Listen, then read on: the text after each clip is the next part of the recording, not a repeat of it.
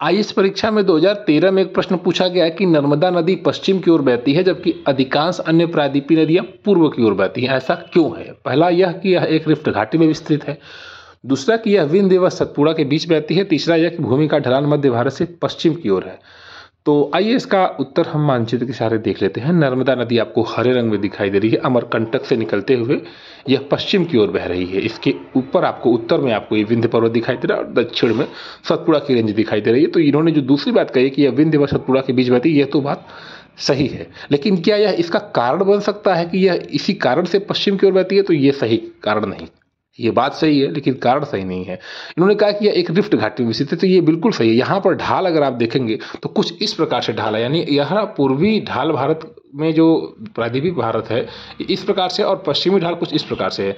लेकिन इसके बावजूद इस नर्मदा नदी का पश्चिम की ओर बहना, इसका क्या कारण है? तो इसका कारण यह है कि यह एक रिफ्ट घाटी में स्थित है, यानी कि विंध्य पर्वत को देखें और नर्मदा को देखें तो नर्मदा भ्रंश में यानी कि नीचे बहती है। जमीन की जो मुख्य भूमि है उससे नीचे है, धसी हुई है। नर्मदा भ्रंश में बहती है। उसी प्रकार तापी भी भ्रंश में बहती है।